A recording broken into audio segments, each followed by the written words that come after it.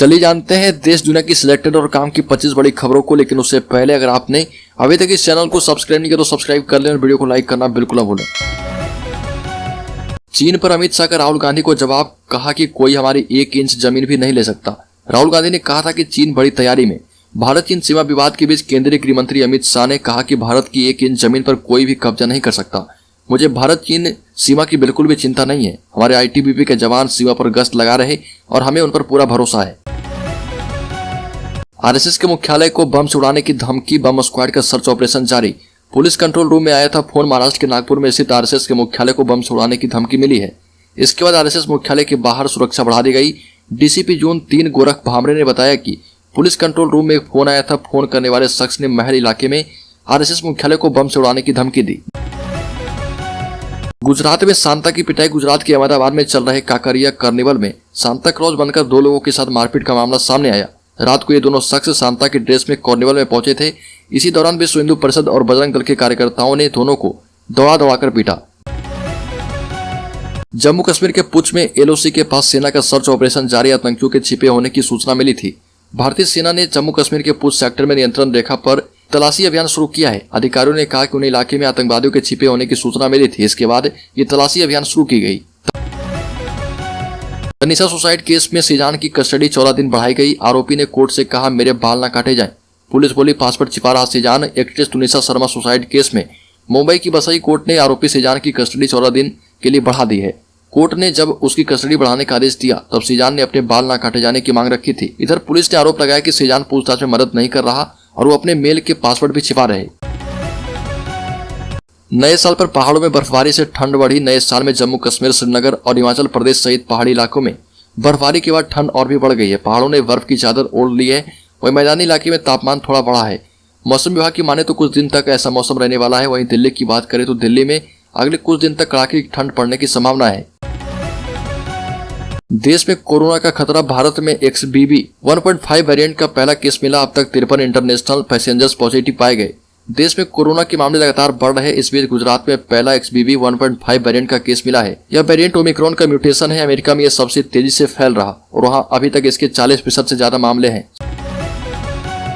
सिद्धार्थ मल्होत्रा और कियारा आडवाणी की शादी 6 फरवरी को होगी। राजस्थान में फेरे लगी बॉलीवुड की हॉट जोड़ी। बॉलीवुड की स्टार जोड़ी सिद्धार्थ मल्होत्रा और कियारा आडवाणी 6 फरवरी को शादी करेंगे। बॉलीवुड की सुपर हॉट जोड़ी राजस्थान में 7 फेरे लेगी और इन्होंने अपनी डेस्टिनेशन वेडिंग के लिए जैसलमेर को चुना है। ये जोड़ी आखिरी बार national award winner movie Shershaah में एक साथ नजर आए थे। कांग्रेस के नेता राहुल गांधी ने भारत जोड़ो यात्रा पर 9वीं प्रेस कॉन्फ्रेंस की नई दिल्ली में उन्होंने एक बार फिर से केंद्र सरकार, भाजपा और आरएसएस पर हमला किया। राहुल गांधी ने कहा कि मैं आरएसएस और भाजपा के लोगों को धन्यवाद देता हूं। वो जितना मुझ पर हमला करते हैं मैं उतना बेहतर होते जा रहा। भाजपा और आरएसएस के लोग मेरे गुरु हैं, वो मुझे ट्रेनिंग दे रहे हैं। हालांकि राहुल गांधी के इस बयान पर असम के मुख्यमंत्री हिमंत बिस्वा शर्मा ने पलटवार किया और कहा कि अगर राहुल भाजपा और आरएसएस को अपना गुरु मानते हैं तो उन्हें नागपुर जाना चाहिए और गुरु दक्षिणा देना चाहिए। हरियाणा के गृह मंत्री ने मर्सिडीज को बताया रिस्की। ऋषभ पंत के हादसे पर दुख जताया। अनिल विज ने सॉकर टूटने पर लौटाई थी मर्सिडीज कार। हरियाणा के गृह एवं स्वास्थ्य मंत्री अनिल विज ने भारतीय क्रिकेटर ऋषभ पंत की मर्सिडीज गाड़ी के हादसे का शिकार होने पर दुख जताया। गृह मंत्री ने कहा कि यह गंभीर मामला है कि मर्सिडीज गाड़ी का चलते चलते सॉकर टूट जाए। मर्सिडीज को रिस्की बताया और कहा कि इस गाड़ी में चलना खतरनाक है। पंजाब के पूर्व मुख्यमंत्री चरणजीत सिंह चन्नी ने दास्तान शहादत के 1.47 करोड़ रुपए बेटे की शादी में एडजस्टमेंट करने के आरोप लगाए हैं और कहा कि वह घर का सादा खाना खाते हैं, कभी मीट नहीं खाया और ना ही कभी शराब तक पी। चन्नी ने कहा कि पंजाब सरकार उन्हें जेल में डालना चाहती है और इसी कारण उन्हें बदनाम करने की कोशिश की जा रही। मध्य प्रदेश के पूर्व मुख्यमंत्री कमलनाथ ने कहा कि 2024 में राहुल गांधी होंगे पीएम के कैंडिडेट। लोकसभा चुनाव को लेकर मध्य प्रदेश के पूर्व मुख्यमंत्री कमलनाथ ने बड़ा बयान दिया और कहा कि राहुल गांधी 2024 के लोकसभा चुनाव में विपक्ष का चेहरा ही नहीं बल्कि प्रधानमंत्री पद के उम्मीदवार भी होंगे।